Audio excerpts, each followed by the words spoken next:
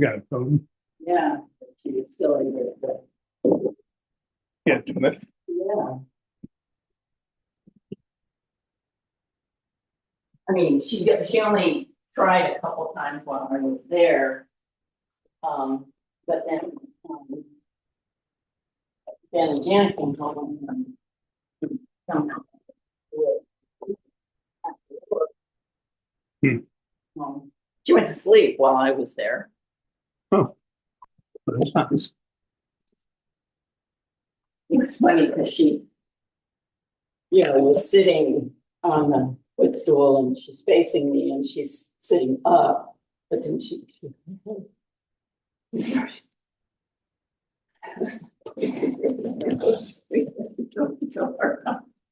and then she, I thought, she wanted to put her head down, but like, to phone, it's like, you can, rest your head on the phone.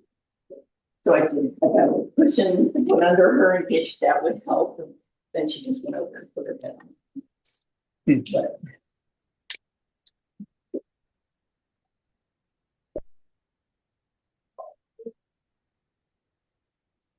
I don't know, maybe because of the tone, whatever, but Nora decided she could come in and just hang out. Hmm. So everything's okay with the babies. Yeah, I sent you a text, but I know I had turned the sound on the phone.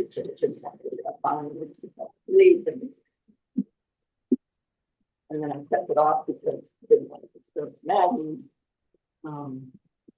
So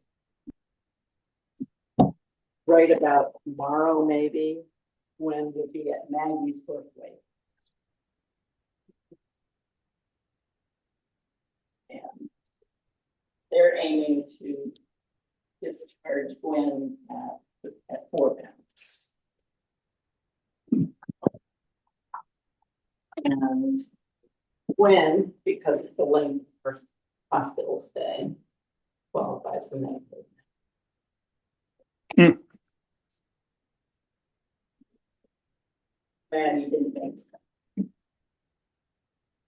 That's interesting. Well, That's interesting.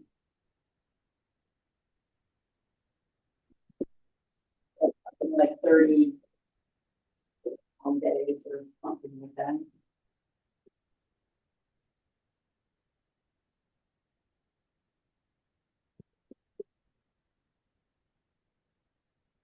I mean, I would think that regardless of the insurance, they're going to end up paying whatever their maximum out of pocket is. Yeah.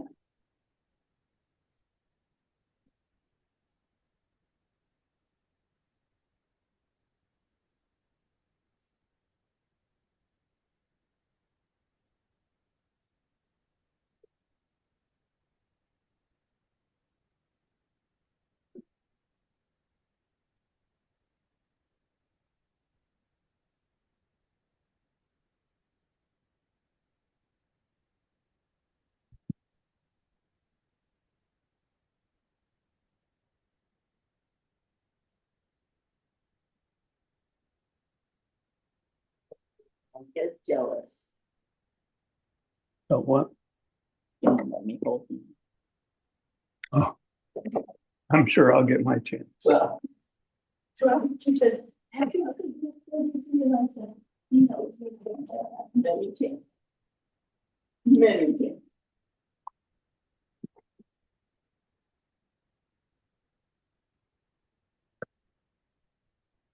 And she tooted. While you were holding her? Little part. And then Ben was changing her, and she peed while he was changing her. So then, like, how many diapers are we gonna do? But she had a little Band-Aid on from some vaccine she got in the hepatitis vaccine. He was not happy.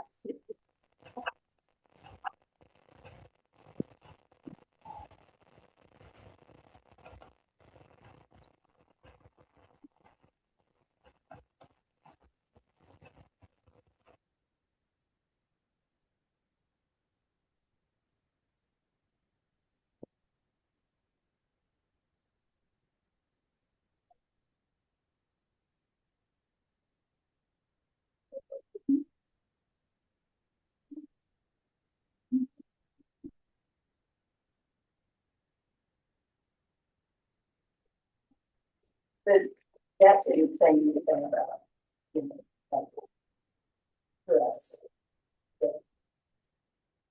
It would notice hot spot for a dog or a cat. Something takes it, gets infected, and mess with it, so then that, it's just a vicious cycle. Hmm. But she's got, I don't know how many different white pages.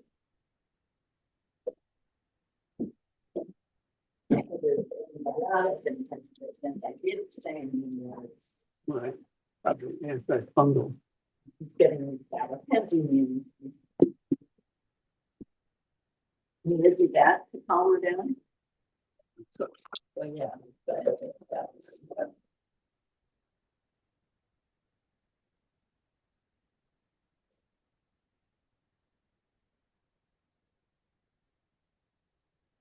Hi, who's on the line right now?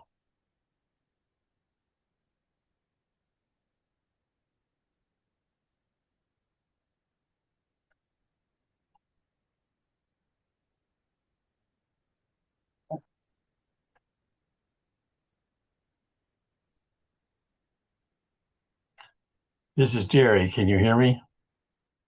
I can, Jerry. Can you hear me? Hi, Yes. I can hear you. Is this Will? Can you hear Yeah, me? Willie. Oh, hi, Willie. Hi, Jerry. Can you hear me? And this is Judy. Judy. Oh, hi, Judy. Yeah.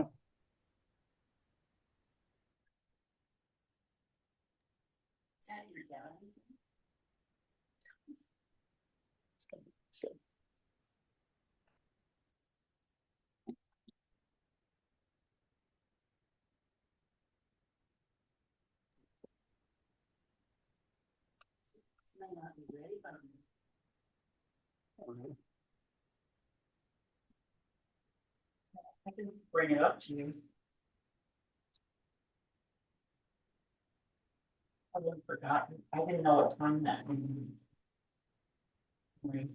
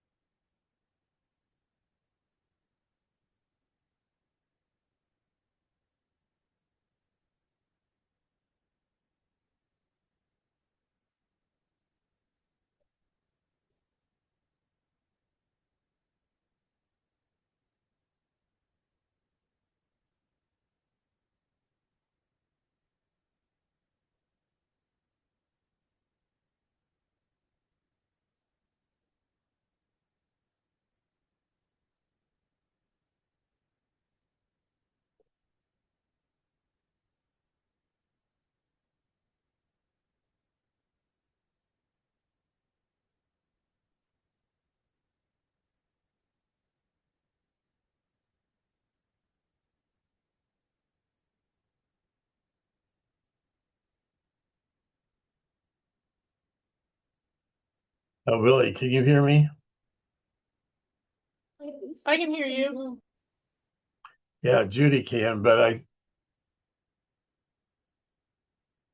I'm not sure Willie can.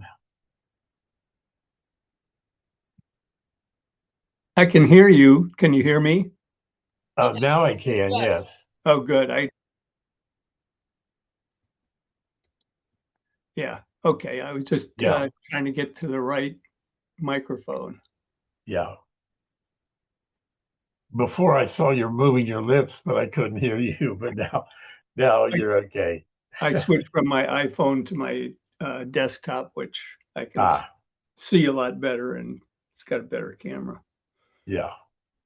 So have you planted all your dahlias? Oh, they're still out to the right of me here under lights. Uh, I probably won't plant till another week or two, which will make it a little tough for the national. But when is the national?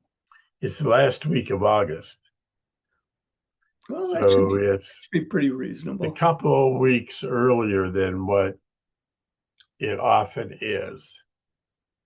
Um, so getting flowers ready for them is going to be a little of a challenge right now since I don't have them in the ground yet. But it is what it is. It is what it is. And I guess it all depends on what the weather is going to be like. Yeah, exactly. Have you started them or you just have them in the tubers right now? Well, I have them In bags? under lights. Okay. I use I take an orange juice carton and cut out the top, punch holes in the bottom, and put the top kitty corner, Okay. and then I plant two tubers there. And so I have a tray, and I can put 5 cartons on a tray, so that's 10 plants, and put them under lights. I started mine during spring break, so we'll see. When was spring break? At universities, yeah. So when was that you started them? March. Oh, But in March. Yeah, yeah, so mine are like already like, yeah. but that was really a warm spring break that we had. So I Ah, figured I'd try it, experiment. If it works, it works. If not, we'll see. so are you planting now? Yeah, I put mine in when it was like 80 degrees. Ah, I put all 25 in and we'll see. I yeah. still have some in the greenhouse that are and I'm experimenting with cuttings, but like I said, I'm just a novice, so I'm not a expert like you.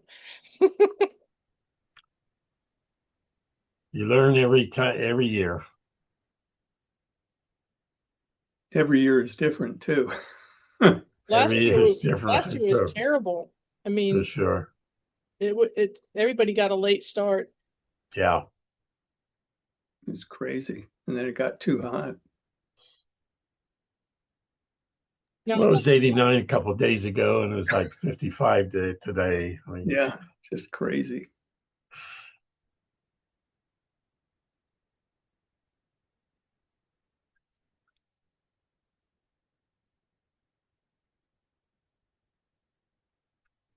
which Chris is this? Is this Bryant?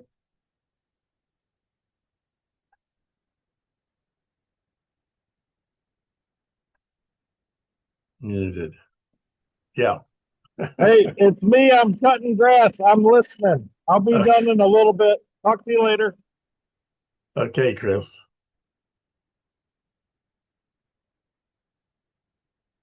So how many do you plant, Jerry? Um, usually around 40, 45. I have 8 raised beds, and I usually put 6 in a bed. Mhm. So theoretically, I could plant 48, but I often lose some of them, so it's usually down between 40 and 45. That's a good number. And you? Let's see, I'm trying to think. I put in about 20 or 21. I usually have a bed that's right outside my kitchen, but we're having our kitchen remodeled, so Oh, the bed is not available this year. So that takes out about 12 plants or so. ah. But Well, Chris is probably up to, I don't know, 300 or something. oh my, you have to have a Yeah. lot of space. And when Ron comes on, he's usually up to about 500 or 600. Oh my goodness. But many of those are introduction. He likes to grow new ones. Mhm. So he probably couldn't even tell us how many he has for sure, but at least 400 is a safe bet. Wow. Well, I grow a lot of perennials and Ah. some annuals, and so I have a fair number of different beds, but I reserve the best sunlight for the dahlias, so that's not as and then mix it up with some perennials around them and so Yeah. forth. Where do you live? In Cleveland Heights. I know. What do you think the best companion plant is for dahlias? Roses. Boy, that's a good question. My main thing is just trying to keep the perennials from infiltrating into the area where I like to plant the dahlias. So my dahlias are a lot taller than most of everything around them. So Yeah. I don't think it really makes very much difference. I've never experimented with Like what's marigolds or nearby. basil or whatever? It doesn't. Yeah. The one thing that concerns me is that I think that there are some insects that will infiltrate some plants and then transfer to the dahlias. There's one area where I have more problem with insects than other areas, and I think it is related to other plants that are nearby. But I've never been able to really figure out what's coming from which plant. Marigolds will trap Thrips and nematodes. aphids are the kind of worst. There's Will. Yeah, I'm, Will will I'm- be able to tell us. yeah, I'm pretty sure they're thrips, but they're so tiny. I've never been able to really see them very well. I sent a sample to the oh, it's an outfit in I think Worcester, a lab, but they weren't able to see anything. Hmm. I will. Hey Jerry, how are you? I'm okay. Good to see you. You too. People will be joining shortly. Right on. Kat and I threw it together a little PowerPoint a little bit ago. Oh, great. I think we got some good content. Oh, good.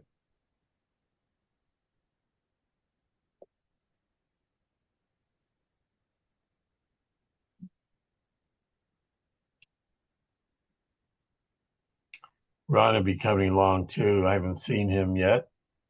And I think Jeff Miner is going to join us too. I think. But you don't?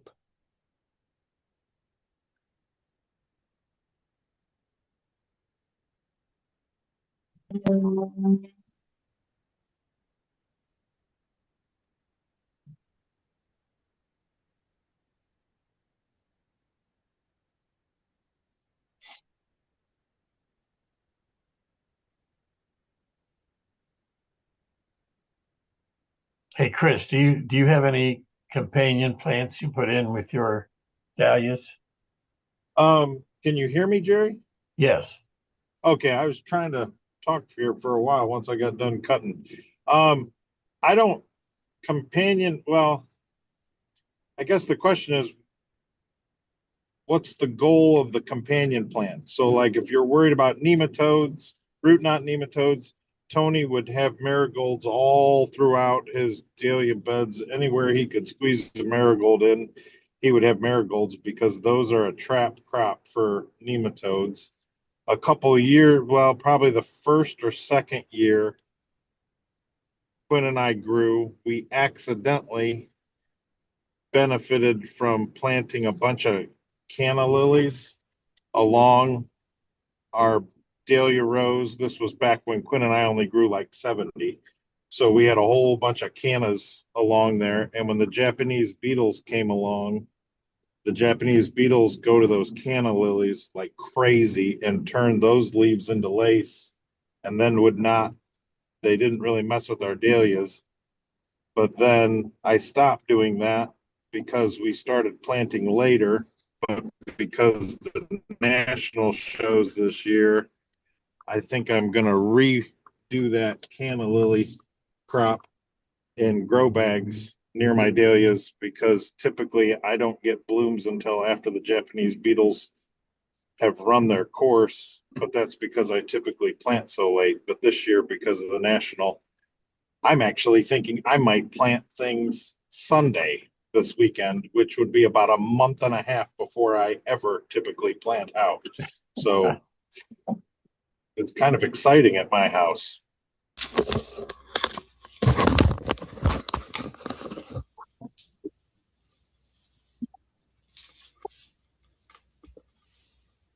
Let's wait a few more minutes. When people were asking about companion plants, what were they like? Were they hoping to? I'm not sure. Was it Willie or No, Judy? I asked it because I do, companion planting with my tomatoes and stuff, and I just wondered if there was something else that you could do with dahlias. I think some people will plant like I think it's called red clover. Like my thing is though, I hate weeds. I can't stand weeds. And so these people that do cover crops where they're trying to force nitrogen into the ground around their dahlias by using those cover crops. I think there are some people that plant like red clover because it'll take the nitrogen from the atmosphere, and I think it goes out through the root exudates of those plants. But I can't stand weeds. In fact, Declan and one of my former baseball players, I paid them very good money today to go through and weed every bed on my property, Jerry. I took them to City Barbecue for lunch. That was $80. And then I paid them very well because they did an excellent job of weeding. So all my beds are weeded. I just wish we weren't getting this 2 inches of rain Friday and Saturday.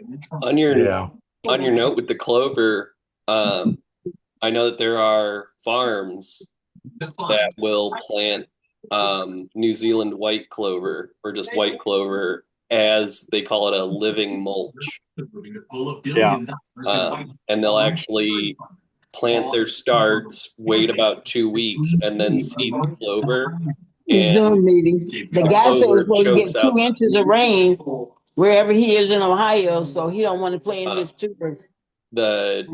We gotta watch out for chokes that. out the other weeds, and then once they're done with their plants, they just till the field again, and they get that nitrogen fixing thing. No, Yeah, I but don't till it's though, not so right. that's why I don't want to deal with that clover and cover crop stuff. Fair enough. And you can always terminate with a tarp though too. Yeah, but the problem is that like I'm huge on soil microbes. And when Bob you is solarize your soil, you take out your winning. top floor of microbes. Right. Winning. So do you ever reintroduce microbes? That's something we've done. Well, I mean, I'm constantly making 40, 50, 60 yards of compost every year that gets top Fair dressed enough. on top of my bed. So there's my microbes every year, but I just don't want to solarize with the tarps and stuff. I don't know. That's just my thing. The other thing about clover, last year I had to relocate probably about 15 bunny rabbits. And the year before that, I relocated 13 groundhogs. And so I don't want clover in my flower beds because every now and then I see the rabbits eating the clover in my yard. So Right. if they eat the clover in my yard and I don't see them on my dahlia beds, that's one thing. But I worry about putting clover in my beds. And then the other thing, I have a friend over by the old Jogga Lake. She runs a 100% organic market garden for vegetables and stuff to sell at farmers markets. And she had the most amazing garden beds ever for about 12 years. And then she went and she bought cover crop seeds. And the kid that filled her order where she was getting the seeds screwed up and gave her thistle.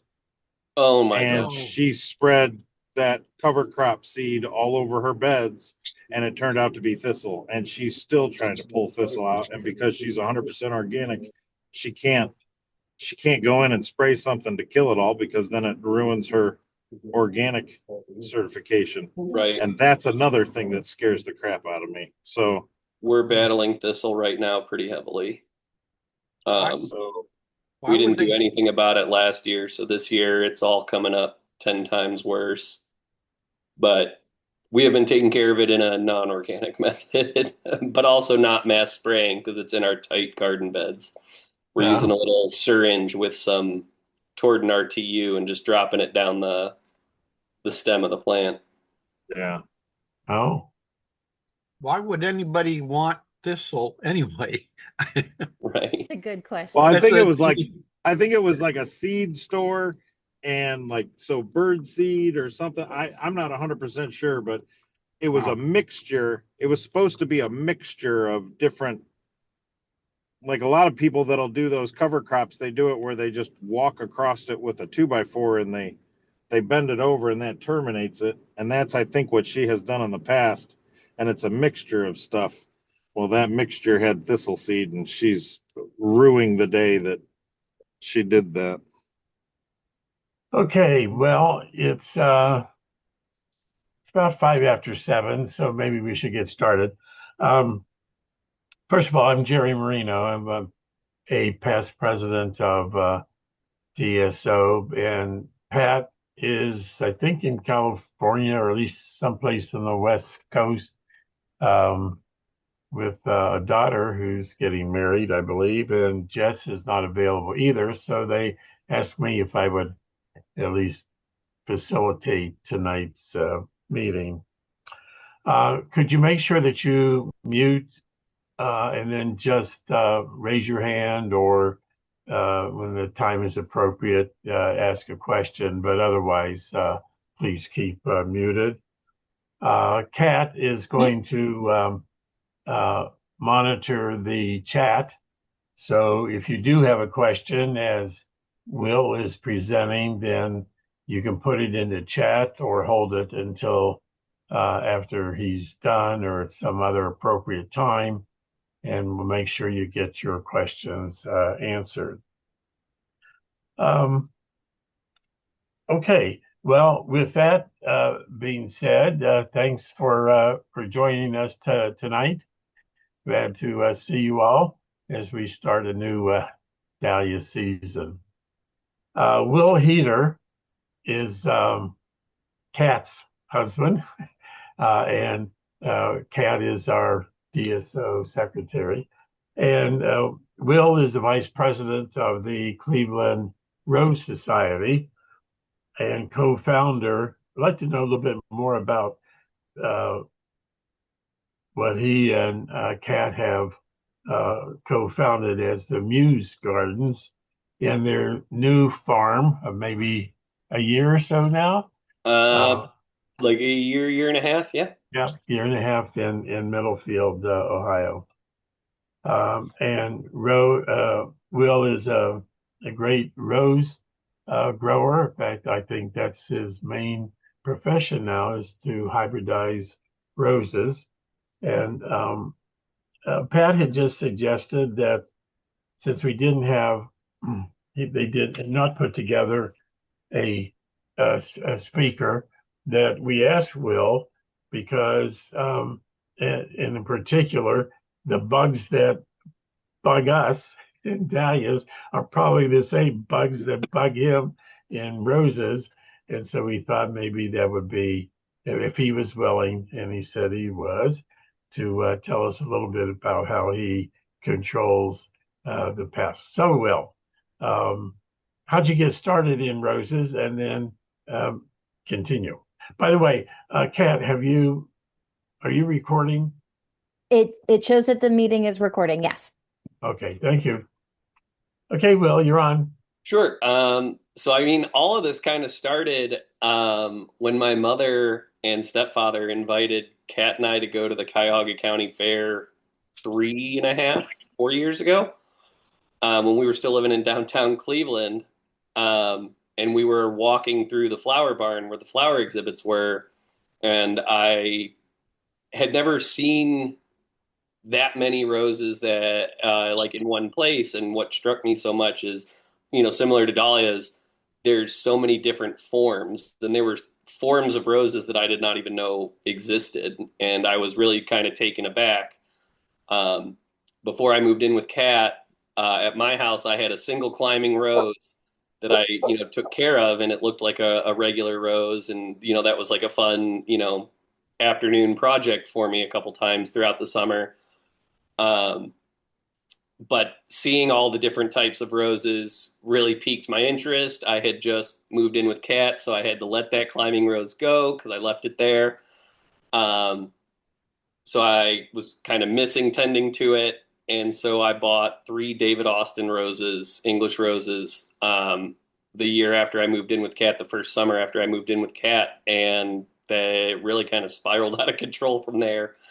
Now we are up to, last year we ended at 101 different rose cultivars. This year we are on track to surpass 200. So we'll see how it goes. But yeah, it was a single trip to the Cuyahoga County Fair that kind of set all of this in motion. That and seeing Kat's reaction when I started growing those 3 roses and then cutting them and bringing them inside. Then it was like, all right, I need to get more of these. I'm Will, full-time farmer here at Muse Gardens. We joke that, Kat is what she's really good at, the marketing and sales part of all of it. We joke, operations. I pretty much grow everything on my own. Kat takes care of the dahlias and is definitely very helpful with some bigger tasks for sure. Right now, we have about 87 varieties of annuals growing this year. It'll be well over 20,000 plants, and that's just in our main flower field.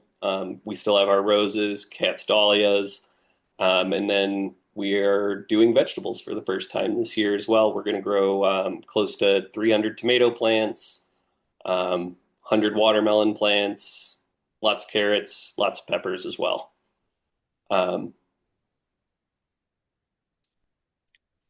Kat already, she put that on the on the slide. So Muse Gardens, we purchased in 2024, or I guess 2023. Started the business in 2024. There's where you can see most of the property. It's 25 acres. You can see our flower field from last year in full bloom. Coincidentally, this picture is a kind of a cool story. An aerial photography company that does flyovers of rural areas takes pictures and then solicits to the owners of those properties if they'd like, a copy of the photo. They coincidentally flew over our property and snapped this photo on the very final harvest day of our first season. So that kind of made it extra special. You can see Kat's car backed up to the garage because she had probably just returned from delivering flowers that we had cut that day. So that is Muse Gardens. Yeah. You want to do the next slide? Yeah. So where you can find us this year, we sell wholesale through the Hey. cut. through the Cut Flower Collab. The Cut Flower Collab is primarily florists only. We do wholesale through to the florists through that. There's about 13 farms in the collab. We all pool our inventory together and sell it to florists, though they do have what we call DIY buckets for brides that might want to do their own florals for their wedding, or people that have some sort of event that they need a lot of flowers for and would rather use a local solution. Those are available to the public. You can purchase those flower buckets through their website, or at least the website will direct you to the phone number for who to call and say, hey, I need a bucket of 200 stems, primarily in these shades. And they will do their best to put it together for you. And then you just come and pick up a huge 5-gallon bucket full of stems. For the first time this year, we'll be at the North Union Farmers Market in Chagrin, I believe it is. Correct me if I'm wrong. Yep. We'll be there almost every Sunday this summer, starting in July. Just starting a little later to make sure that we'll have blooms for it. And then lastly, we just made contact and confirmation with the Ohio City Farm downtown. They are that, I wouldn't say small, because it is a pretty big plot of land that runs right along the train tracks and the river and the flats. They've been there for, oh God, I want to say at least 8 or 9 years, kind of doing the market farmer thing. Though recently they have either purchased or rented a very large former warehouse across the street from where they grow. It's got a parking lot and everything, and it will be a storefront, retail storefront open to the public. And our flowers are going to take up a small corner of that, and any vegetables we decide to send down there as well. So if you are, downtown and find yourself on that side of the flats, stop by the store. You might see some Muse Gardens bouquets in there, some Muse Gardens watermelons or something. Yeah. All the way down, just leave them cracked a little bit. It should be fine. So next we'll be moving on to our actual topic of the day. Yeah, just a little bit. Pest control. I will preface this by saying I do not grow dahlias. That's Okay. the one thing on the farm that Kat does 100% on her own. I don't claim to know much about them other than a few of the types that I like. I can say the names of, and I do help prepare the soil before Kat goes and takes it from there. Though, to Jerry's point, we do battle a lot of the same pests, insects, and beyond. So I will show you guys some of the things that I use farm-wide and talk a little bit about them.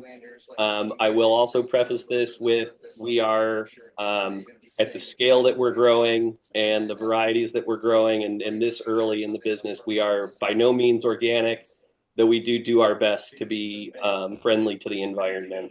So a lot of these things that I am going to say that we do use them, but we use them as sparingly as possible, and then also use good practices to basically make sure that our non-organic impact using some of these products is minimal. So insects, I'm going to start off with just some straight up insecticides. A good one that I've found to be really effective is imidacloprid. Comes under a variety of brands. I buy an agricultural off-brand. That's a picture of it right there. It's called imidacloprid 2F. Full spectrum insect killer. So you do got to be careful, especially for bees and stuff like that. If you use a surfactant with it, it will absorb into the plant matter and become systemic.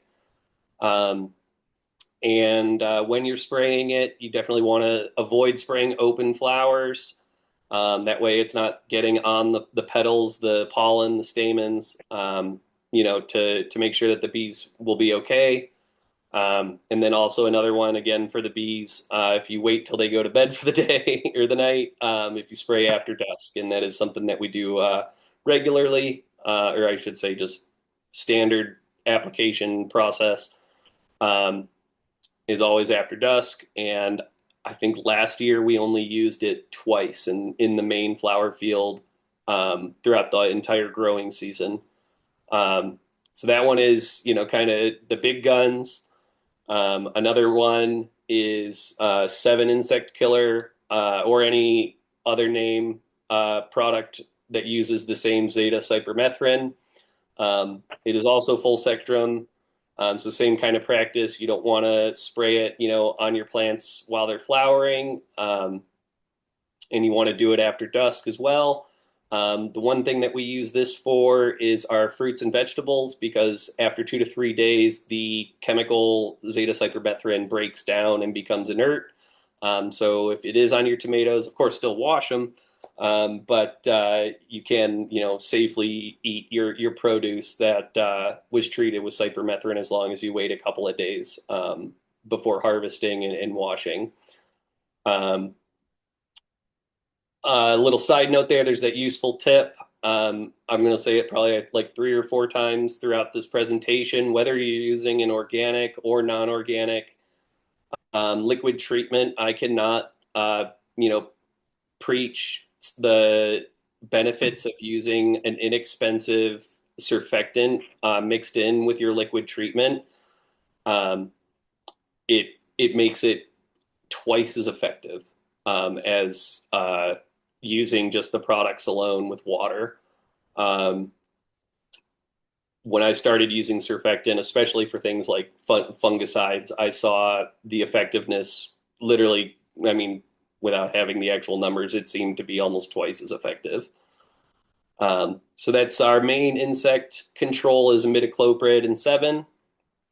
Moving on here. Other methods, and again, aphids specifically, neem oil. This is an organic solution. It can smother mild fungal infections. I haven't really seen it be very successful with fungal infections.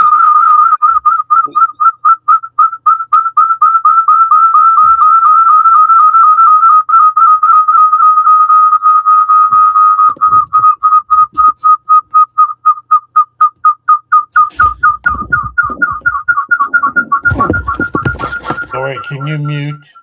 I don't know how. You may have a phone and your computer on at the There we same go. time. So back to neem oil. It can smother mild fungal infections. I haven't personally seen it be very effective for fungal infections, other than maybe a very light dusting of powdery mildew. But it is great for aphids. But not the only thing that you can use for aphids. The other 2 insecticides that I listed, of course, will take care of aphids as well.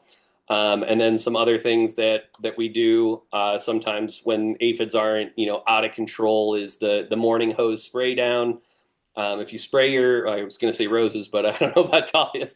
If you're having a mild aphid infestation, literally getting out there right as the sun is coming up and spraying them off the plant ensures that you're not going to give yourself any sort of leaf spots or cause a fungus infection, because if it's a sunny day, all that water is going to dry by the time it has the chance to start harboring bacteria and fungus. So doing it in the morning, get them off the plants, can make a big difference. The find and squish method, this was my first and probably most trusty aphid control until you start growing in mass. When I only had, 10 rose bushes, it worked great. After that, it starts to become quite a task, especially if the infestations are pretty bad. And then lastly, we were already talking about it before the meeting started, is some companion plants. Everybody swears by marigolds. I do too. I will say that not all marigolds are built the same though. We tend to use the most fragrant varieties of marigolds, since it seems to be the smell, or even just maybe the chemicals that come off the more fragrant varieties that really seem to repel the aphids really well. These are called the Gem series and Star series of marigolds. We're kind of partial to the Gem. They smell a little bit stronger than the Star series. And they're really cute. They're like this big. They're incredibly tiny, and they're single petaled. And they come in, yellow, orange, and red, and Pest. we really enjoy We'll them. get rid of the And what's nice rabbits. too There's is gotta with be them is they only something. get about a foot and a half tall, the gem No, not that. marigolds. You gotta listen to And me. so what's nice is they're not crowding out your other plants if they're maybe a shorter growing variety of dahlias, or in my case, they don't crowd out my miniature roses, which only get about 2 feet tall. Every year, we grow about, I don't know, probably 300 to 400 of these gem and star series marigolds, and then just plant them all over the property, especially in my rose beds and stuff like that. So that's aphids. Other useful options for less common pests or other pests, or to target specific pests. If you're dealing with slugs and snails, of course, the easiest and organic option, I shouldn't say easiest, but because it is kind of time intensive, is a beer trap. You get any cheap beer, pour it into like a little soup cup, place it, 5 to 10 feet from the plant that's seemingly affected by it. I guarantee if you do that one day, you will find a cup full of slugs the next day that are very drunk and very dead. You can just dump out the beer and slugs after that, top it off, and it'll continue to work. It's very effective. The one warning I would give you with using beer traps would be don't put them too close to the plants that the slugs like, because if they come smelling the beer but find the plant first, they're going to go for the plant, or you just might end up finding ones that miss the beer altogether. And then, of course, some well-known products, Sluggo and Corey's Slug and Snail. We don't really deal with slugs too much out here. I mean, we get them, but I don't think we grow much that they really go after, other than our hostas and Heliopsis. So with those, I just once a season go out there and just sprinkle some of the Corys, and it takes care of them for pretty much the whole season. For things like ground dwelling beetles, earwigs, you can use diatomaceous earth around the base of the plant. We found this to be very effective when we lived downtown. Out here, we really don't get much earwigs, but we definitely had them downtown. They loved my roses downtown. So a good one was just a little ring of diatomaceous earth. It's a white powder. You can get a food grade version if it's something you're worried about. Basically, it's such a fine powder that they walk through it on their way to the plant. It basically cuts them apart from the inside. Kind of brutal, but it's very effective, especially on the earwigs. Dr. Bronner's mint soap is really good at repelling aphids. It also did a great job at mosquito control when we were living downtown. In our tight little backyard, we'd get a lot of mosquitoes with how many plants we had and how much we were watering. The mint soap would last 2-3 days. I would just mix literally like a teaspoon of it in with some water. And I didn't even have a pump sprayer at that point. I was going out there with like a squirt bottle sprayer and just kind of misting the air and making sure it fell down onto the plants. And we wouldn't have mosquitoes for 2 or 3 days back there. And it also made the backyard smell delicious. It smelled like peppermint. Another good one is a systemic fertilizer and insecticide called Bayer 3-in-1 Rose and Flower. Again, this is not organic. For my roses, it's the best fertilizer I've ever used. It is a little pricey, especially when you're growing like 200 roses, but it is really effective. To try and make it a little safer for the bees, I typically only do about 1/3 of the recommended dosage per plant compared to what they say. I think they say use a whole capful per plant. To me, that's overkill, both on the fertilizer side and on the pest control side, because using about 1/3 of it has been very effective. Another cool thing about that is it does help with thrips and rose midge as well. Last one, grubs, also, their adult counterpart, Japanese beetles, rose midge, and thrips. You can use Grub-X.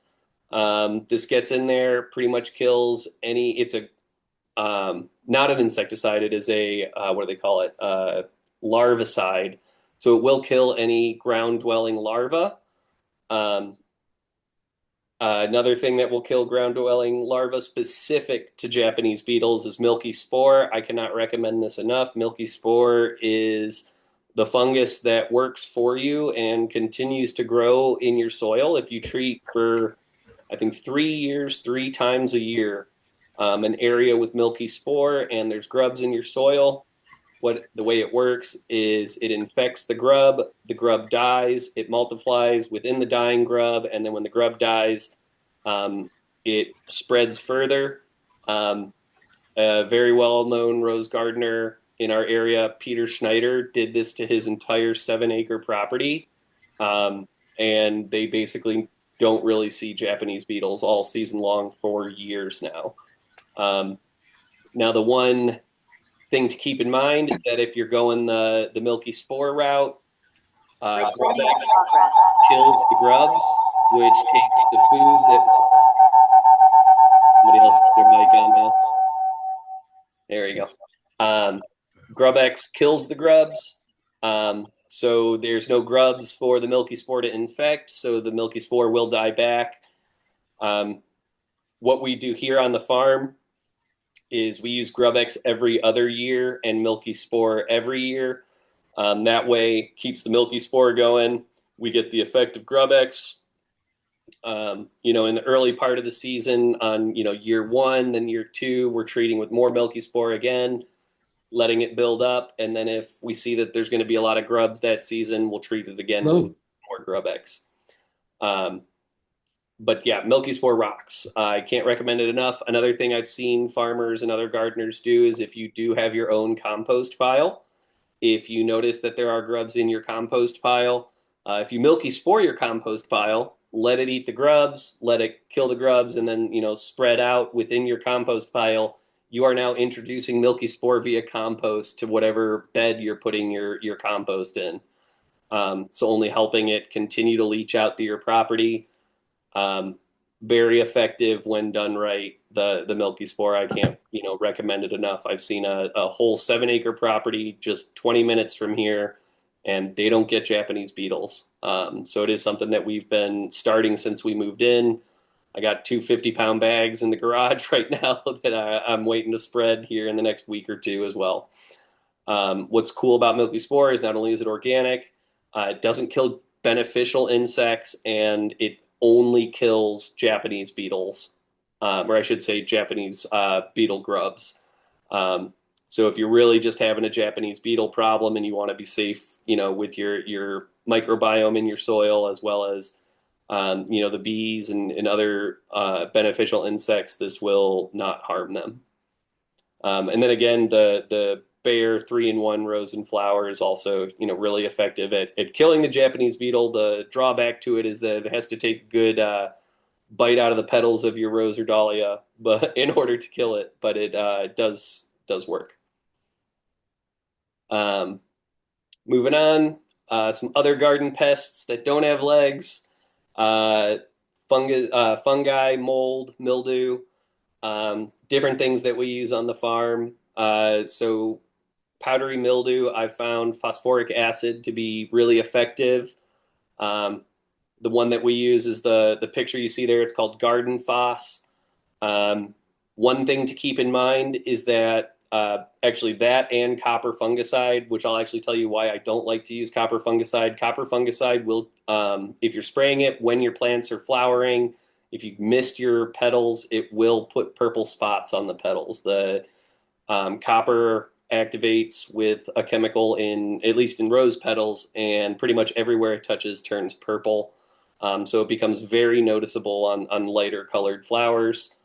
The phosphoric acid will change the petal color of your flowers, but if you're having, like a powdery mildew outbreak early on in the season and there's not a lot of blooms yet or no blooms yet, it nips it in the bud. I can't recommend the Garden Phos enough.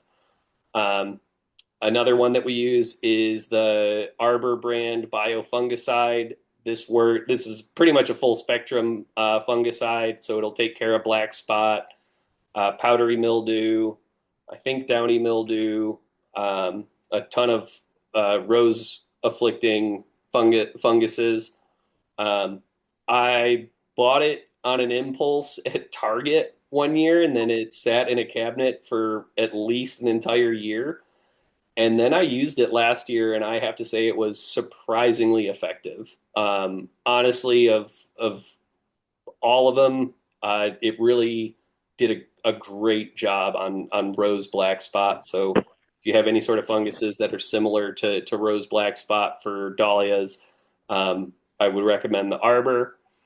Mancozeb, this one gets talked about a ton at the Rose Society.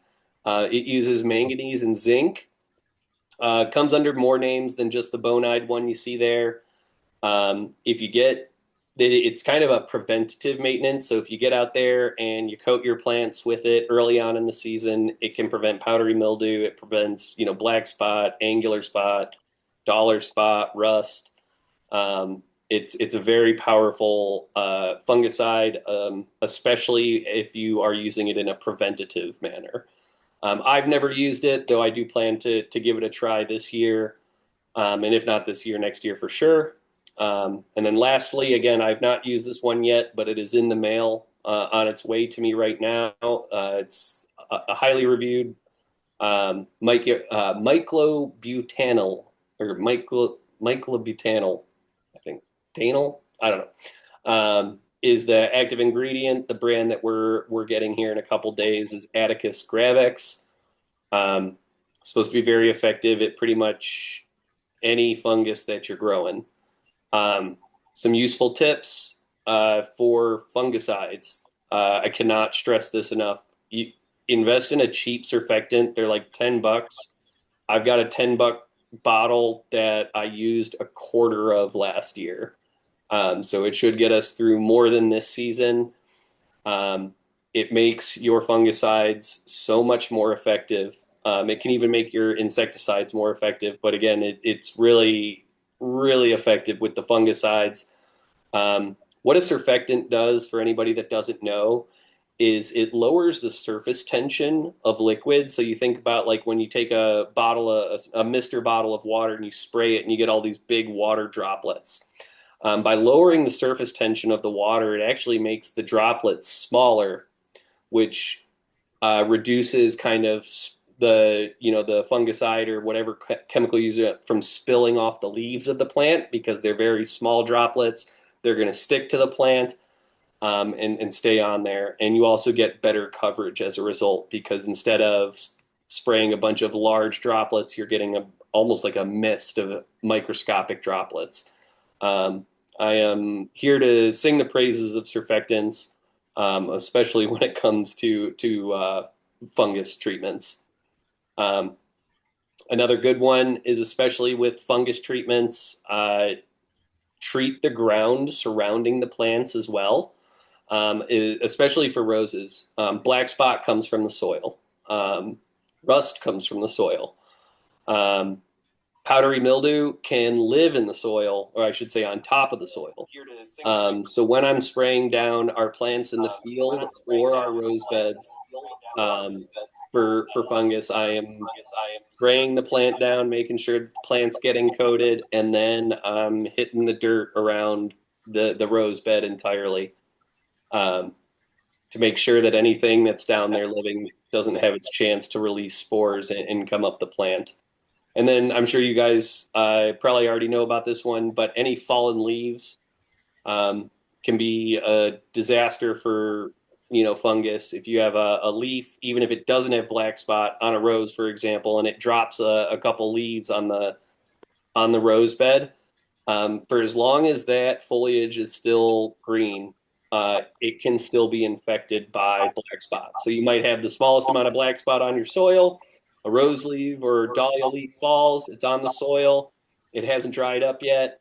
Now that leaf is infected with black spot, providing a vector for it to climb up out of the bed and up your plant. So, making sure that the ground around your plant is clear of fallen leaves, treating the ground, really help with the fungus treatments. And again, get a surfactant and use it, you'll see the difference. Here's a picture of the surfactant that I got. Can you mute, please? All righty.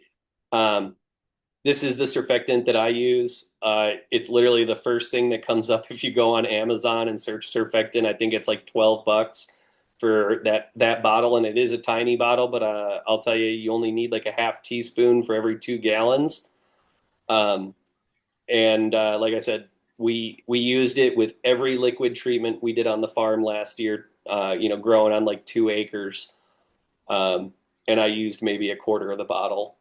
So highly recommend. It is worth the extra step whenever you're mixing your chemicals to throw a surfactant in there. Yeah.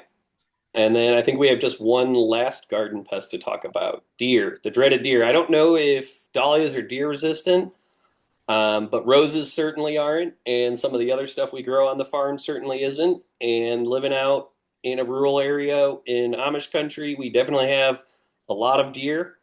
They've become the bane of my existence. So some things that we do for deer, if you want to do the next slide. We use all three of these products, sometimes all at the same time, sometimes in rotation. I will stress that rotation is really important. Deer, although not the smartest animal, they do learn when something is not a threat. And so they will become used to one treatment if you only do one treatment or one type of treatment over and over and over again. So cycling, rotating your treatments is really where the solution really comes in. So we will use, Bonide repels all, very strong garlicky scent. It is a granular. You just sprinkle it on the base of the plant.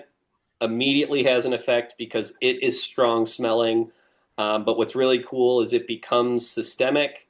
So as long as you're not eating whatever's growing in your bed, when I say systemic, it's not harmful to like insects or anything like that, but it makes your plant taste bad to them. So they will take a munch on it and then go, oh, this is bitter and garlicky. I don't like it. And hopefully leave the rest of the plant alone. We found it to be effective on its own. But again, using it with these other two products is really this is our, holy trinity of deer control. Can also use deer scram. We use deer scram professional. You can get a 25-gallon or a 5-gallon bucket, 25 pounds of granular mixture that they make. It's got cayenne in it. It's long lasting. Rather than actually treating the plant with this, you kind of create a border around areas that you don't want deer to go. The coolest thing about this is that it has blood meal in it, as well as some of these other regular repellents like, cayenne, garlic, lemon balm, that kind of stuff. It triggers a fear response in the deer because they think that a predator is nearby taking down other deer. And so they will avoid the area because they believe it to be near where their natural predators are. So that's a good one. I will say it's very fragrant though when you're putting it down, but once it's down, you don't smell it. But when you're wafting it through the air onto the soil, it smells like something. And then the last one you guys have all probably heard of, liquid fence. It's literally made with putrid egg solids and spoiled milk. It has a surfactant in it. I did some research. So again, even these professional products will often include surfactants in them because of, again, that droplet size makes all the difference. You want it to stick to the plant. If you spray it on the plant and it's not coming out in small droplets, it's just going to fall right off the leaves and onto the soil where it becomes ineffective. Man, do I hate spraying the liquid fence. Actually, I hate it so much. It makes me so sick to my stomach that Kat typically does it here on the farm when we need it. So she does help me with my roses. She does do the liquid fencing on the roses. But yeah, it is also very effective. Some things to keep in mind though is the repels all the deer scram, the liquid fence. They all have a certain level of, I guess, resistance to rainfall. But if you get even just an eighth of an inch of rain, a quarter inch of rain, or a really hard storm, even if it's just a flash where it really has a chance to beat it off the plant, um, you're going to want to reapply as soon as possible because it will wash the repellents away and the smells away. Um, Not on this list of products here. Another thing you can do is if you're really having a deer problem, you can get an out-of-season hunting license from your local USDA office. We did have to do that last year. We had a family or whatever herd of deer is that's like over 20 was ravaging us and a couple of our Amish neighbors' farms nearby. So we applied for and got the out-of-season hunting license. Luckily, we never had to use it. I don't hunt. I listed my Amish neighbor as the main hunter. He came over and camped out in our field probably 6 or 7 nights throughout the summer and never got one. So by the time the license came through, didn't really have a need for it. But it is another step you can take if, especially if you are any sort of commercial operation. They are happy to issue an out-of-season hunting license. Yeah, not that I'd recommend it. I don't hunt. I don't particularly want to do that, but it was a Hail Mary last resort after we watched 100 roses get eaten down to the ground probably twice within a 2-week period last year. So that's what we do here. Again, not everything is right for everybody's garden. As you can see, for every pest, we have multiple solutions that we use. Very much an experimenter with different products and stuff like that, especially with the fungicides. It gets very humid out here, so the fungus is a real thing. Powdery mildew last year was a fright a couple times in our flower field. And that's where, in that case, the garden phos really came through for us. Any questions or comments? Oh, wonderful information, Will. Really do appreciate it. That was great. Any recommendations for groundhogs? My Amish neighbor would say shoot them and stuff them back in the hole they came from. Yeah. He actually, I was talking to him 2 days ago, and he offered to lend me his 22 when I mentioned that we saw a groundhog on their property. Other than that, I mean, there's humane methods and non-humane methods. Of course, you can trap and relocate. There is not a hunting season for groundhogs, so you can always, take them down with whatever method that you want. You can, what's the third? Bait chunks. We try to shy away from any sort of poisons for rodents because we do have a lot of large bird predators out here. So we don't want to harm, it'd be a real shame if we were to poison a bald eagle because we poisoned a groundhog, that kind of thing. But I will say the effect that the groundhogs have had out here, even on cats like Dahlia's, has been minimal. And I do attribute that to the very significant amount of large prey birds that we have out here. We're lucky enough to see, red-shouldered, red-tailed hawks. Those are the ones that probably everybody sees. But we have ruffled hawks. And then the coolest one that we get out here is we have an osprey that has taken up residence in the forest, actually at the back corner of our property back there. And anytime I'm out in the flower field, he and his wife, his bird wife, come and circle over me trying to see what I'm up to. But it's very cool because they're a water fowl, technically. They live near water, and we are 7 miles from the largest, or I should say from a large body of water. But they have taken up residence in our forest, and it's very cool to watch them do their thing. In the chat, Sharon asked, do you usually spray proactively or do you wait until you see a problem? Try to spray proactively. especially on my roses, because they're so prone to black spot and stuff like and rust and angular spot and that kind of stuff. Um, those ones are ones that once you have it, it's incredibly hard to get rid of. I'm talking if you, at least with roses, if you get black spot on a rose bush, pretty much the only way to get rid of it at that point is to completely defoliate the plant, which is just, you feel it's tragic to do. You go up to a beautiful rose bush and you rip off every single leaf at the base. And that stunts it because it's got to grow more leaves before it can grow more flowers. So proactive fungus treatment is the best treatment. I'd say the only one that we're reactive to instead of proactive is powdery mildew, and that's because the garden phosphate or really any of them, that arbor was also really good with the powdery mildew. Um, Once you see an inkling of powdery mildew, if you go out there and spray within the next day or two, you're going to be fine unless it's an incredibly humid time of year or right after a rain. But even powdery mildew, proactive is better than reactive. Any other questions for Will? The only other question in the chat, and Bob, maybe you can clarify which part this was referring to. He was asking, do you coat the cane cut? Bob, was that specific to one of the types of treatment? When I was in the roses, when I would cut them back in the fall, if I didn't put Elmer's glue on the cut end, I would get a borer that would go into it. Do you coat your ends? I don't.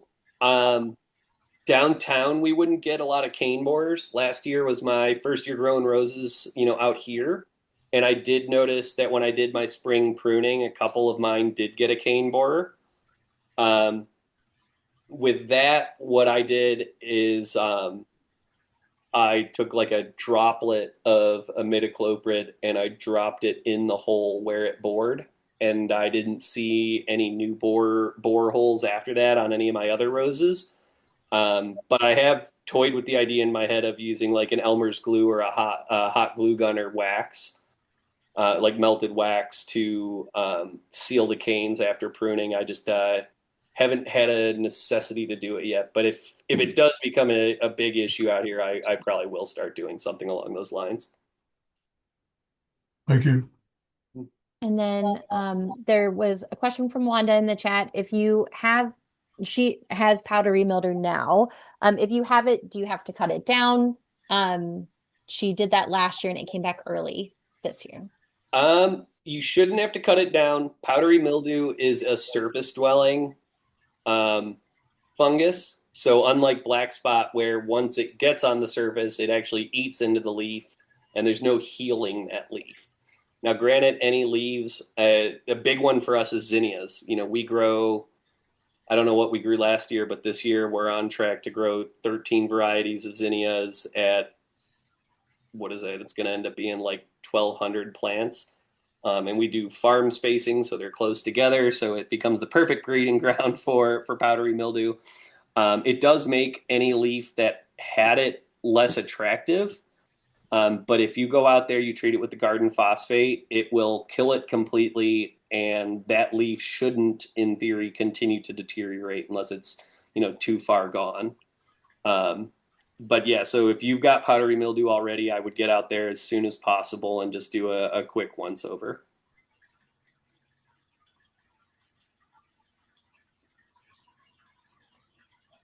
Okay, are there any other questions for Will?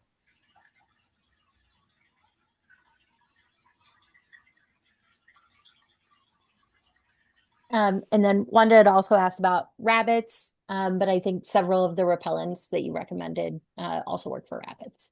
Yeah, so I don't know how effective the deer scram is on the rabbits, but the liquid fence and the Repel-Zol are both very effective for them. Mm-hmm. That can kind of come into companion planting for rabbits, actually, is a good one. If you grow, I know a rose gardener that they don't eat it, but they grow garlic between their roses because rabbits don't like the smell of garlic. I've also seen people do green onions, though they can kind of get aggressive. And the marigolds, they don't like those gem marigolds. So that does kind of keep them out of our rose beds a little bit. But most effective would probably be the Repulsol for them. They really don't like the smell of the Repulsol.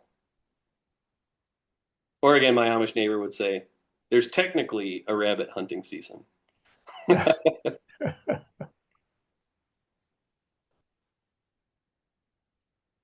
No more questions in the chats. Yeah, I've used Repel all also, and sometimes it works, sometimes it doesn't.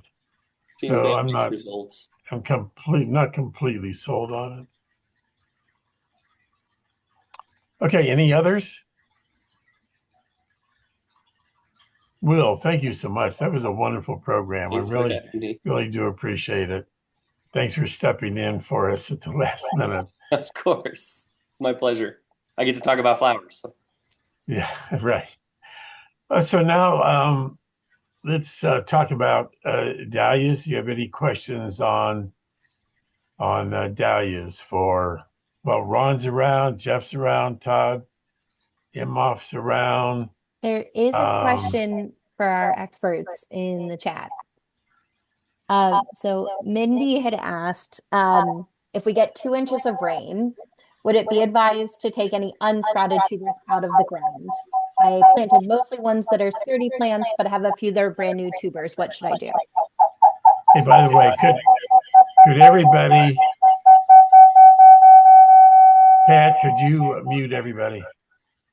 Sadly, I don't have the capability. You don't have I'm that. not signed in as the host, or I would. All right, so make sure you are muted because you get feedback, especially if your phone and computer are on at the same time. Thank you. So could you repeat the question, Kat? Yes, it was if an individual has already planted their tubers, but they're about to get 2 inches of rain, would you advise that they take any unsprouted tubers out of the ground? I think it all matters how much your soil drains. If you have really boggy, wet soil, I'd probably pull them out. But if you have raised beds that drain well, or I don't know if Tammy's on here, but Tammy grows in grow bags. I think she's comfy with tubers and grow bags this weekend.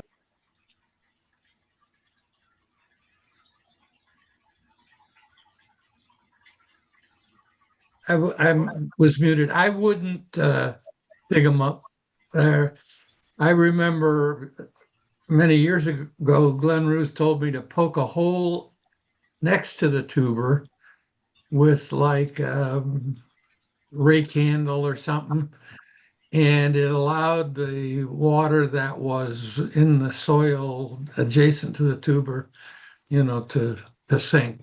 And I remember hardly lost any, but with this situation coming Saturday, it brought that to mind as well when I was out there this morning. But I wouldn't dig them up, and they're probably okay unless your ground, doesn't drain well and it just is absolutely saturated. Then I might poke some holes in the ground next to the tuber.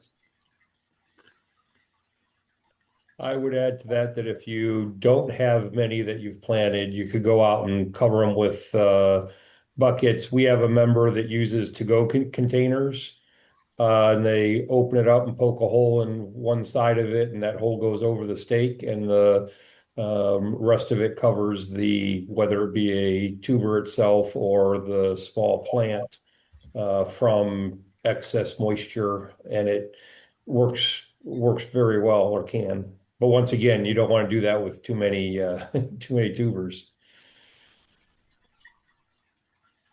Jerry, I just would like to go back to the opening comments. Will spoke to it as well.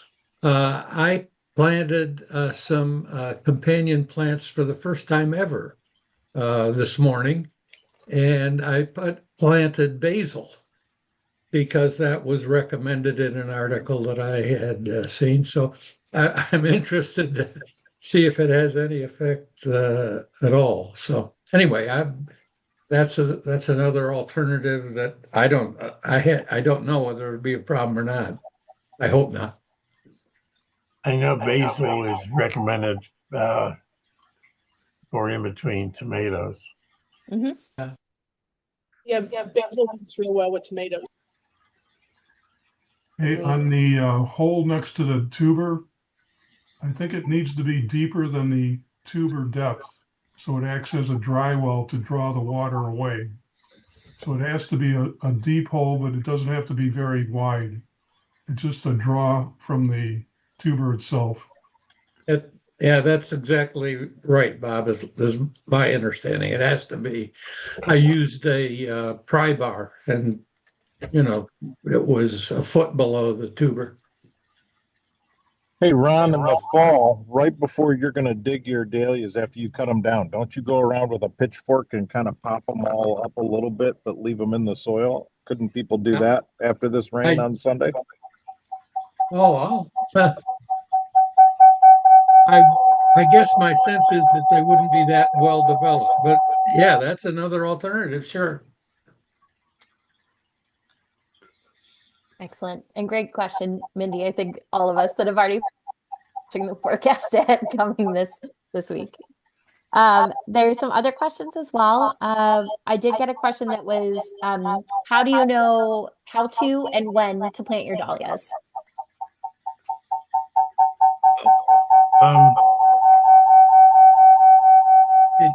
Hey, Tom.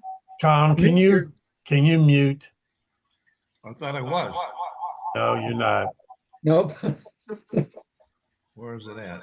Either that or turn your phone off.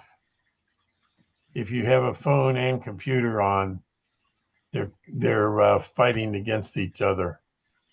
I don't know why they won't do it. Let me put the phone away. Hold on.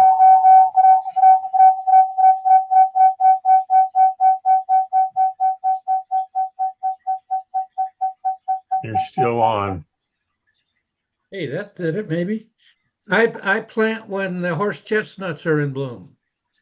I think if you just kind of wash your yard, you will find that there are indicators of the condition of the soil that are present if you just kind of pay attention. And in my experience, that works in my yard. I don't know that it would work everywhere, but it's a good indication in my yard when the soil is warm enough for them to be planted.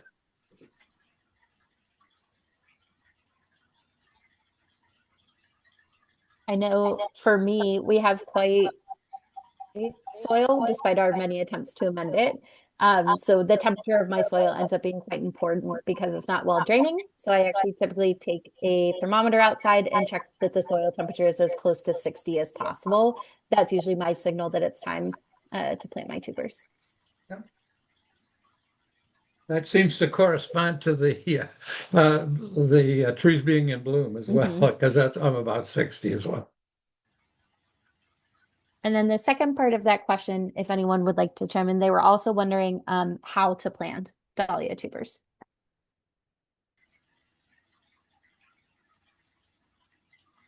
Jerry, you're not leaping in. I'll just say I started tubers and planted plants for the first 35 years that I grew them, and I got into a health issue that a couple of years ago that changed my approach, and now I'm planting tubers. And frankly, I think the planting plants was a ton more work than just putting the tubers in the ground. And so that's what I'm doing these days, and I think it works very well. Of course, our 2 inches of rain upcoming may change my attitude about that. Typically, that means what, like 4 inches down, horizontal to the ground, or how do you plant them? I don't plant them that deep in general. I put them. I leave a little dish, a little slope around the plant, and will add soil as the plant grows. So it ends up to be, more like 4 inches or more when I dig them. Do you plant the tuber vertical? No, but I've tried it a time or two, and it's really interesting that you tend to get a clump that's easier to divide because the tubers come all the way around horizontal.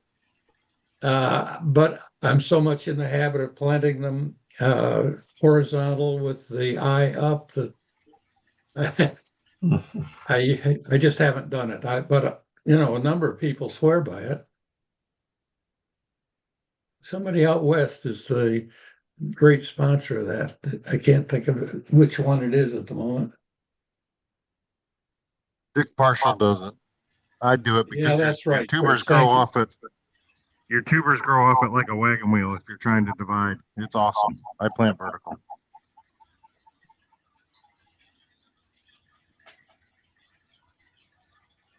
Marie, I know you have a question. Put me on the spot, I see.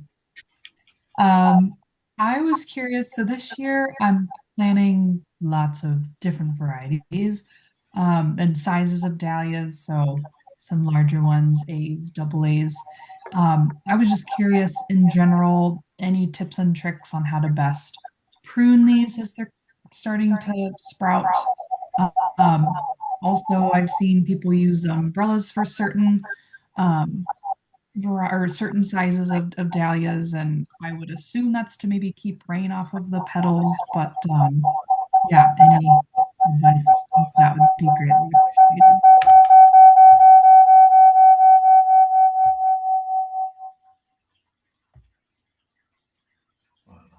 Did you catch that? You want me? Jerry, come on. We did not. We could hear the feedback. Could you ask that again? Yeah, sorry. So I was asking about the best way to care for A's and double A's. My first year growing larger varieties.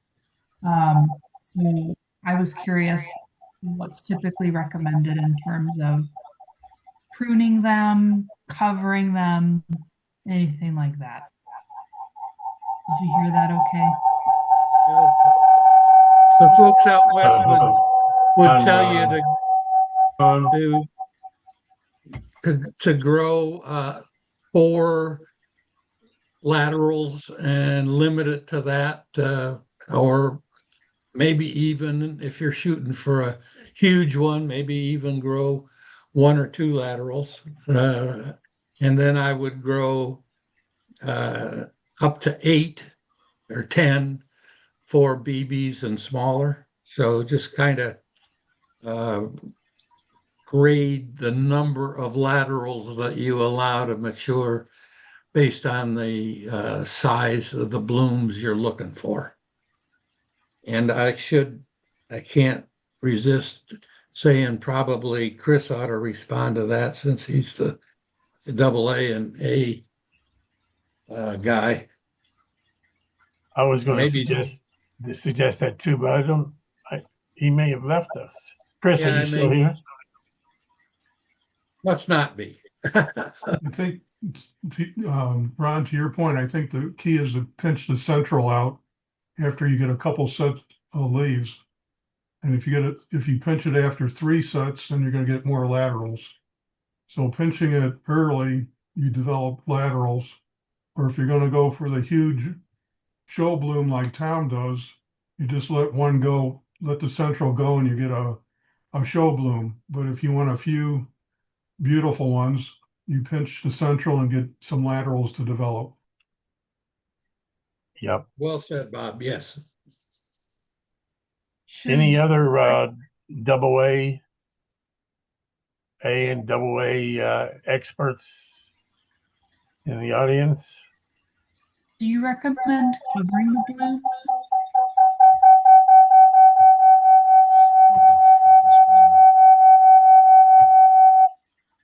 Hey, Tom's the Tom, expert and we're getting the feedback from Tom. He should comment. Tom, I think we're still getting a lot of feedback from your line. I'm gonna check out here. I don't know what's going on with this. Yeah, Tom, you've got two windows You got open. Yeah. two open. I have Two no, of them. Okay. You might be okay now because I noticed you canceled out of one of them. Okay, Maria, what was your question again? Do you typically recommend covering the blooms like with umbrellas during the really sunny days and like later on in the summer when it's really hot to help protect those? For those of you who use umbrellas, when do you use them and why? Close to showtime.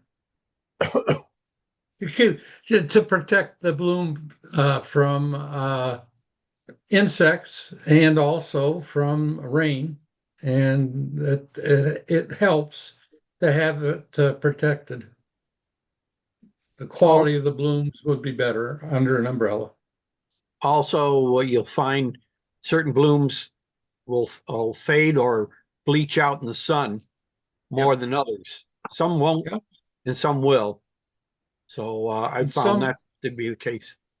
And some you like the sun and have a better bloom that way, but I think that's a relatively rare case. Your comment on fading is exactly right. Well, Clearview 80 is one that you want to control, whether you want it to have a blush or be a beautiful white. So it just comes down to how you want to present the bloom. Getting to know the individuals is necessary, I guess, in that kind of tight call. I'm assuming darker varieties, so do those tend to fade out quicker than lighter varieties? That's my experience, yes.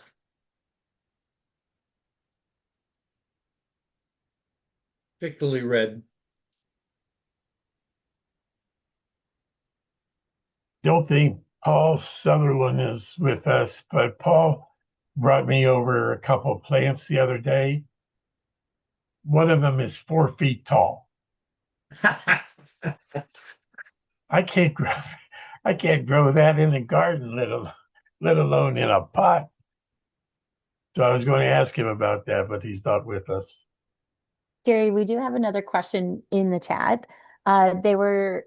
They state they had a tuber that had a very small sprout, but something dug it up and ate the sprout off of it. The tuber's fine. If they replanted it, will it produce another sprout? Probably. It's supposed to, yes.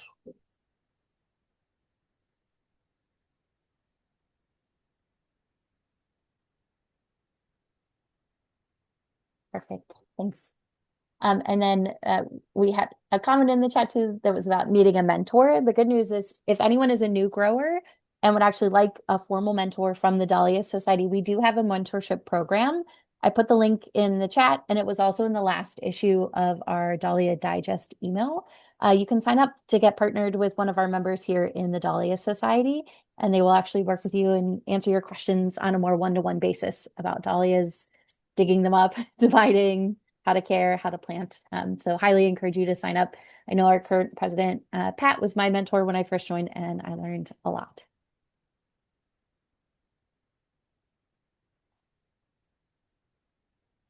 And question in the chat, how many people have their dahlias in the ground already? Does everyone wake them up ahead of time?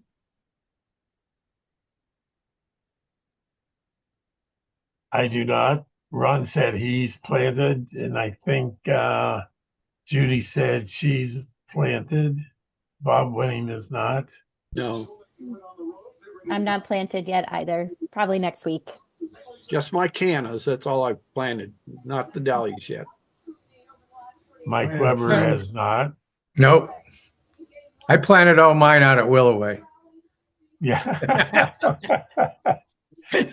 By the way, thanks, Mike. That was wonderful. The plants were terrific. I don't know that Mary is with us, and she didn't volunteer to say how we did. I got a you happen to general. know how we did? Yeah, I think it was a little over $3,000, maybe 3,200, something like that. Great. And we did sell some extra plants the day of the pickup too, so that was good. And it also left enough plants for the Willoway workers, who were very beneficial to Chris and I and all the guys that were out there working. So I think it worked out well. I wonder. Yeah, thanks, Mike. You and Chris and Rob, probably Bob, maybe Bob did one. Ellie, Bob Wenning, Tammy. So we had a good crew. Everybody pulled it together at the end, and I think it was certainly the most accurate pickup. We didn't have any problems at all. So I have to put that to our new inventory system. Excellent. I think that one of the key things was that you guys selected different or newer varieties to propagate. So there was more desire to acquire them versus some of the old classics. Yeah, that's correct. And we have left a lot of the newer ones now too, with Mr. Tom Demeline for his garden. And we will then recoup those next year to use. So we've kind of set up a way to keep some of the newer ones in our midst and stuff. So that has worked out pretty good. And it was nice of Mr. Demeline again. I just can't say what a good fella he really is to help us out with this, and little or no cost. So good deal. I see Chris is back with us now. Chris, a question came up earlier on growing double A's and A's. Any particular tips? Well, I'm probably not the person to ask that, because I don't grow the way a lot of you guys grow, where you have a central stake and you're tying to that central stake all summer long. I do that English method with the 3 stakes, and I tie them once and I'm done. And then I let them grow up out of the canopy. And my theory on this, I don't know if it's right or not, but to me, the best way to grow the biggest possible, best blooms you can is to have the maximum opportunity for photosynthesis on the plant. So when people are stripping laterals and making their plant go vertical, you only have the leaf material where you limited the size of your plant, I guess, or the surface area of your plant. So I do that English method where there's 3 stakes. I kind of let my plants grow up out like a bush, and if I'm really worried about them, I'll limit the buds that are in the canopy. So I might have 6 or 8 stalks coming up out of my double A's, but I might only let 3 of them hold a bud and bloom so that I get those sizes. But the one thing about grooming those double A's and stuff like that, I know Buddy Dean will pinch his with 1 set of leaves so that it forces out 2 laterals. And then of those 2 laterals, he lets 1 go to a terminal bloom. And so that's so he can confirm that that plant is actually what it's supposed to be. And he'll get a flower quick like that, because he used to sell his tubers. And then the other side, when it gets 1 set of leaves or 2 set of leaves, he'll pinch that other side, and he'll let 2 or 3 canes grow on that side. And one of the other things that he believes with that is when you pinch a dahlia after 1 set of leaves, it turns the stalk underneath that leaf set where you pinched it. It turns that into a solid woody stem, and therefore he doesn't get any water down through his stalks and into his crowns to cause crown rot in the fall. Like when you're cutting your dahlias down in the fall and you cut them and all that water comes flying out of your stalks. Technically, that's going down into your crown where you're going to hopefully divide your tuber 4 or 5 inches of the stem hard woody like a rhododendron stem. Now, David Gilliam in England, he doesn't want hard woody stems.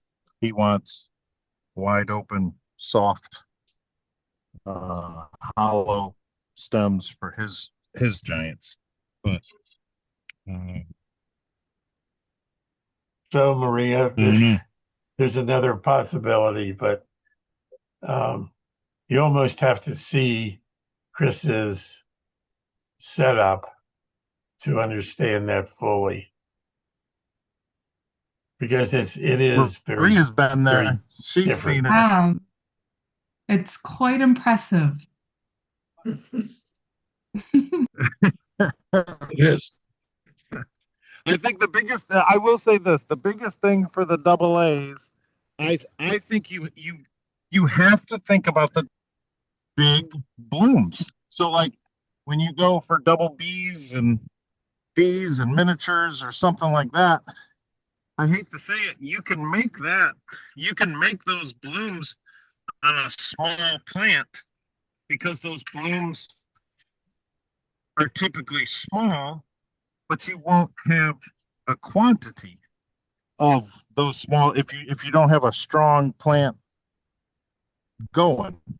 So I think with like the double A's and the A's, the best way to describe it is you just want as much energy going to those blooms as you possibly can. If Tom Sopchick's on here and he can talk, my understanding is he grows his double A's well up to a terminal bloom, but then he spaces out his planting all summer so that he's getting more blooms later on a single terminal bloom for all the multiple shows. So I just think the biggest thing you're breaking up a little bit, Chris. But I think trying to grow a big tomato. You'd like a big healthy plant, and you're going to water it and make sure it's. Oh, that might be where I'm at. Yeah. Thanks, Chris. Any other questions for? Yeah, someone sent me a question direct in chat. They were asking if you have a shriveled tuber from when you overwintered them, how would you recommend waking them up if you're trying to salvage that tuber, or is it salvageable? Yes, get it into relatively damp, a little more damp than what you would do for a normal tuber. And you need to do it as quickly as possible. Once you take it out of the saran wrap or whatever you do, you need to do it quickly. I end up with a fair number of plants just because I did that to, a dozen or 2 dozen tubers, maybe. They just didn't look like they were going to make it to the spring. So faster you do it, the more likely you are to save it.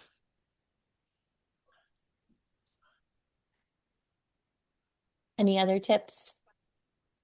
I agree. Yeah. And for me, usually the way I know if it's even worth saving, I'll make a small cut on the end of the tuber and see if it's still alive inside or if it's rotted out or has molded.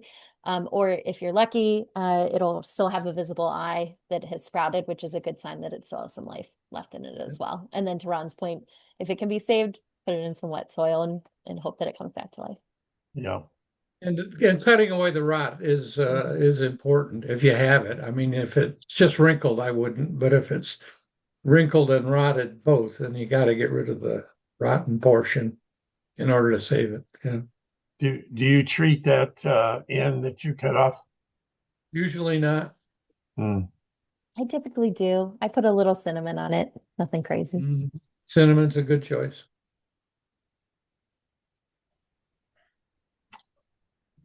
Any others? Not in the chat as far as I can see. Oh, here we go. Question says, I'm reviving our school's raised beds. They haven't been used since COVID. Would you amend the soil for the dahlia bed? Yes. No. Chris is compost is as much compost as you can get in it. High organics. Yeah. So overwhelming. It seems like the answer is yes, and compost would be the preferred medium of choice. Yep. I think I read online that alpaca poop is pretty good. Ron, have you ever gone down 306 and asked them? I haven't, no, but it has crossed my mind because I've heard that too, Jerry. I know. I pass that every other day, and I'm tempted to stop in and ask them for a bucket or two. And then Maria, did you have a question? I do. So something this year that I'm trying to be more diligent about is calling some of my dahlias that look a little sickly. And for instance, like 3 weeks ago, I had one that sprouted, and it took me about 2 seconds to decide, yeah, this one needs to go to the trash. Really bad vein clearing. And I have another variety that just sprouted and just slight vein clearing on like the first set of leaves, and it's gotten like another 2 set of leaves, and those look okay. Would you say that's just something I'm going to have to kind of keep my eye on as it continues to grow? Yeah, that's a tough call. I vein clearing is the key indicator for a virus plant, and you want to get rid of it as early as you can. If it used to be that, particularly for an expensive tuber, I'd wait longer, but I don't buy many because particularly this year, I have so many clean ones that I didn't need to buy any. But if you start to see vein clearing, that's a pretty good indication that you ought to get rid of it. Thank you. And I would say that I wouldn't reach that conclusion on the basis of the first pair. Maybe the true leaves, once the true leaves are out, if they are choke vein clearing, then I would get rid of it.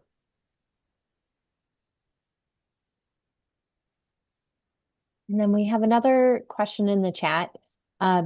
They're giving a great example about they received a tuber that they think might have crown gall, suspicious of it during the waking up process, but it could also possibly be a blind tuber that's trying to push some growth.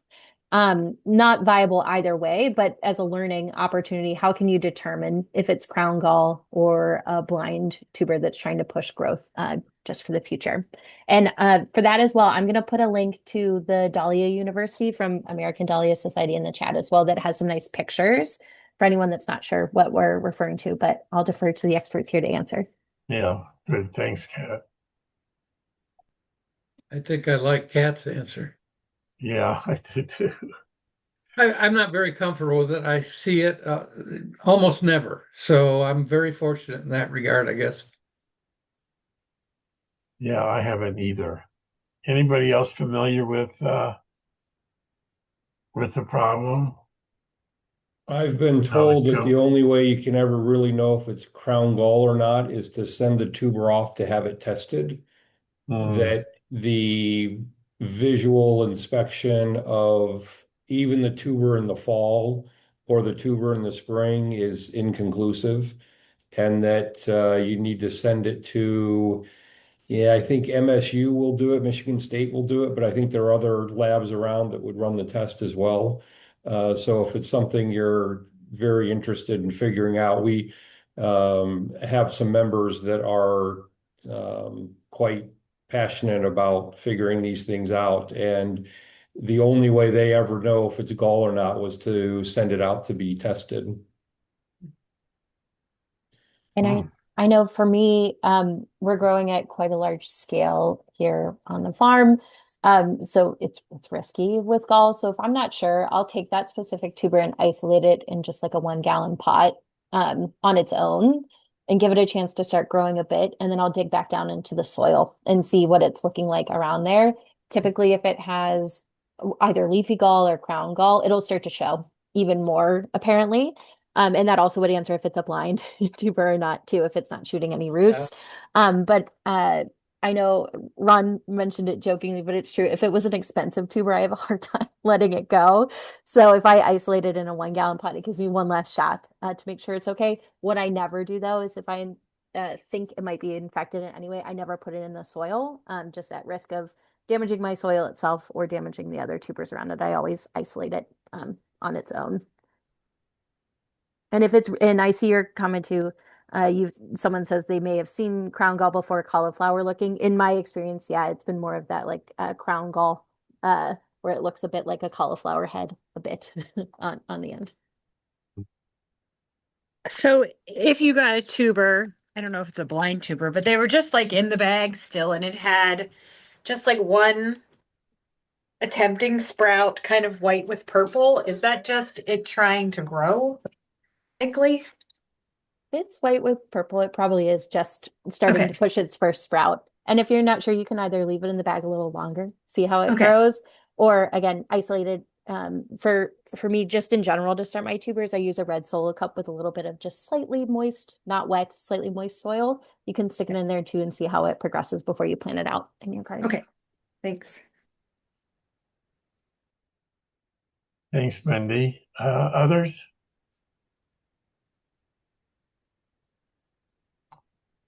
Jeff, while people are thinking, can you say anything about the National?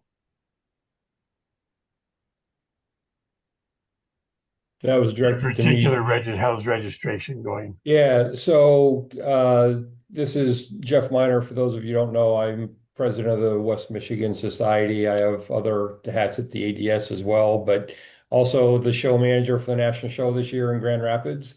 August 29th is the weekend. We opened registration last Friday, and we have 231 folks registered as of a few hours ago. So registration is, I'm going to say is going well. We're lucky, our banquet, we're somewhat unlimited with the number of folks we can have at the banquet. We've got the main banquet hall, and we also have the hall across the hallway reserved. So there will be a live room and I'm going to call it a video room. So we're excited to host as many people as will come. The tours, all the tours are waitlisted right now. So the buses that we planned on are full. We're waiting to see if we'll add buses or not. So if you're interested in a tour, please sign up. And the idea is if we get enough folks for another bus, we will be adding buses to the tours. We're also exploring the possibility of folks driving. I know Warren's tour on Monday. A lot of folks are asking if they can drive to it because it is south, and most people will be headed south to go home out of Grand Rapids. But if you're interested in that, please do sign up for the tour so we can decide if we need to add buses or come up with some other solution. When you register, we ask for you to guess how many flowers you're going to bring, and the total guesses right now is about 3,200. So I hope that's on the low side, but we'll see what happens. Frederick Meyer Gardens is the host. They are also hosting a Chihuly glass exhibit this summer. If you are unfamiliar with Chihuly glass, it is worth looking up online. It is quite spectacular. There's some videos I saw on Facebook of folks that had filmed at Frederick Meyer when it opened, and it's neat. They've done a really nice job. The primary hotel, the Sheraton, is full outside of Saturday night. There are some rooms available at the Sheraton Saturday night. We have reserved rooms at hotels across the street as well, so we should have enough space for anyone who wants to come and spend as much time as they want at the show in Grand Rapids. But we're looking forward to hosting and hope to see a lot of DSO folks there. That'd be great. Other questions? Anything else? I'm happy to answer other questions or talk other things about the show. The show's going to be set up a little differently than most of the shows in the Midwest, and kind of excited about that. But those details will be published as we wrap up the show schedule. That breakfast Sunday, that's extra, yes? I'm sorry, I missed the first part. The breakfast on Sunday? The breakfast on Sunday is extra. That's something you sign up for. That's correct. Yeah, okay. Any questions to Jeff?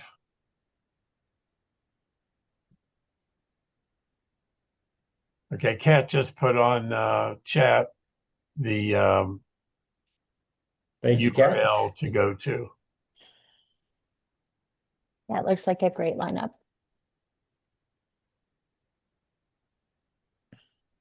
Thanks. Okay, any other comments or questions? So for the timing experts out there, if people are to drop tubers this week, should they be able to expect or anticipate having blooms to take to Michigan, Jeffrey? Most definitely, Christopher.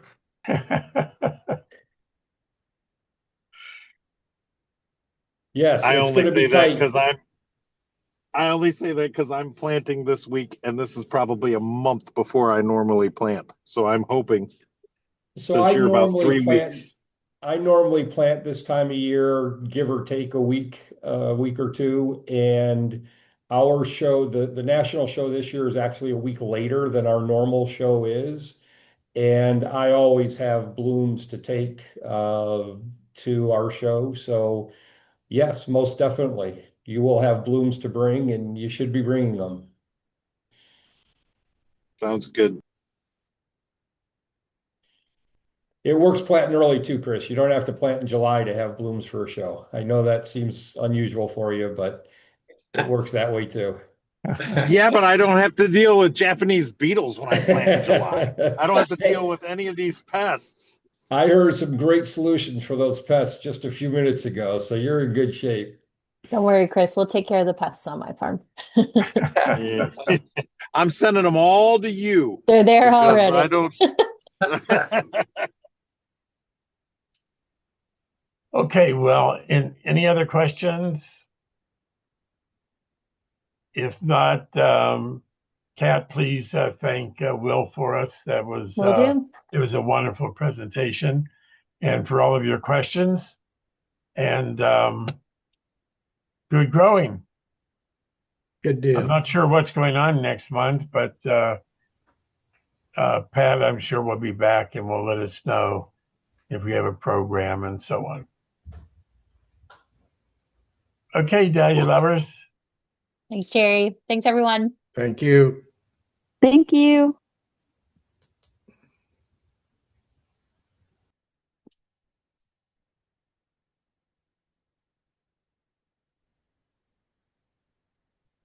I think Chris. Okay, I think everybody's gone. Thanks, Chair. Yeah. Yeah. Thanks, Ron. I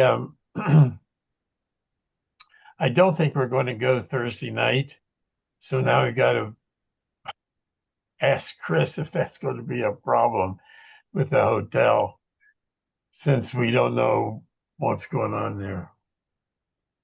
You're talking about the national, yeah. Yeah. Well,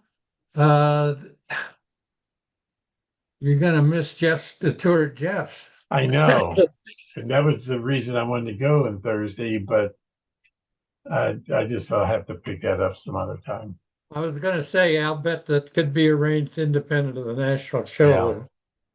Yeah. All right. Well, I'm gonna ask Chris about Thursday night, because I think he signed us up for Thursday, Friday, Saturday, or I don't know what he signed us up for, to tell you the I truth. think he signed us up for Thursday. Yeah, but not for Sunday. I'm not sure. I would have said it was Thursday, Friday, Saturday, Sunday. I would have said it's, the four nights. But when it Communication is makes me a little communication has nervous not that been great on that. they, No, I I wish mean, that yeah, I wish we could get it on a credit card and wouldn't be nervous about it, but yeah, probably appropriate to ask the question anyhow, Jer. yeah. Okay. You have six good Clean. ones for me? Yeah. And I don't know if as long as the three Irish blackberries are good, and those obviously are good show flowers too. And I have the Baron Barbs that I know are clean. Those were a little bit like the Irish blackberry. Every plant that was clean stayed clean. Yeah. I had a few where I had mixed results, like Baron Sylvia S I had mixture of clean and DMV infected plants. And there was another one. Oh, Baron Drew. I had a mix. So I'm a little worried about, the clean ones and those cultivars, because if I screwed up the sampling, yeah, I could end up with a false positive or false negative. Yeah. But the barbs and the blackberries are all nice and clean. Okay. Can I just bring you the tubers, or what would you like? Yeah, either that or I'll just drop up tomorrow.